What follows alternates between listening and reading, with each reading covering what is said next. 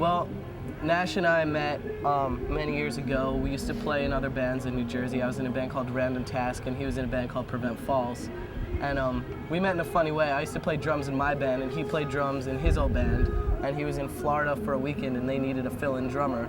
So I came and I learned his parts off the CD and played a couple shows with them. And then when he got back from Florida, I was like, holy crap, your parts are really hard to play. And we just bonded over that.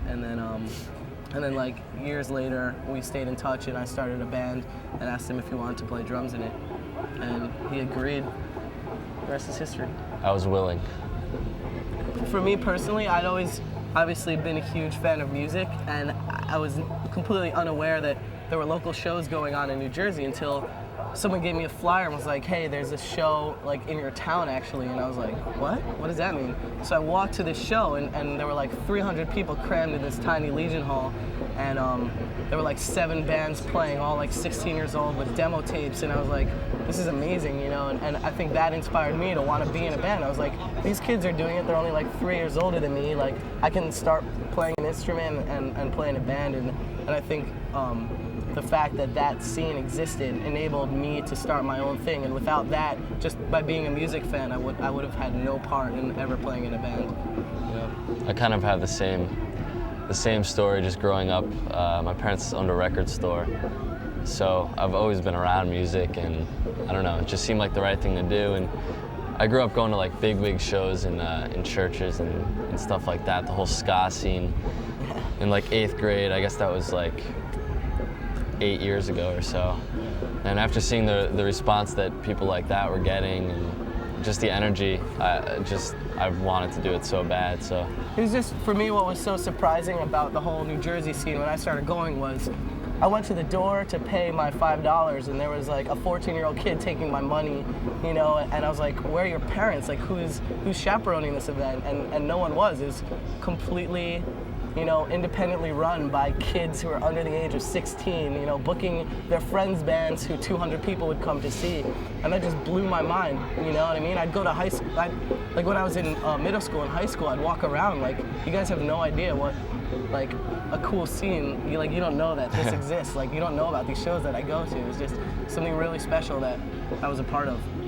I do feel like people in high school view kids who go to shows as outsiders. I never did it to be different. I was just really excited by the music that I could relate to, and by the fact that it was just autonomously run by such young kids. That made me really attracted to it. Not so much that it was a secret. I mean, that was cool too, but that was kind of like a byproduct of the whole thing.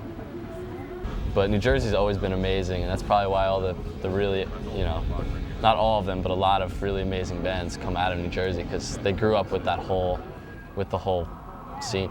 Yeah, I guess it's like, I mean, I feel like the best scenes exist not in actual cities, but in the suburbs around the cities, where the kids have access to the cool stuff coming out of the city, but they also live in like a quiet suburban town where they have time to kill, and I don't know, I mean, there are just so many positive influences in the New Jersey scene. Like I was just talking about Jeff from Thursday, who, like, when we were growing up and he was going to shows and doing his thing, he was just constantly supportive of the younger kids that were trying to, like, express themselves however they could, and figures like him and Gabe Supporter from Midtown and bands like Saves the Day just kind of paved the way for us to start doing what we're doing, you know? So would you say they like kind of helped you guys out? Oh, totally. I mean, yeah, Jeff from Thursday, he used to work at Eyeball Records, and he was interested in signing both of our old bands, and Gabe Supporter from Midtown is kind of our manager and kind of has helped us out since, you know, we only had a demo out. So it's like, I mean, when people come up and talk to me because they like my band, I try and be as positive as possible, because I remember how much people like Jeff and Gabe influenced me when I was like, you know, so excited to be talking to them, you know. It just made, like, there's no existence of a rock star in the New Jersey DIY scene. Yeah, it's almost surreal to be in their position that they were in when we were younger, if that makes sense.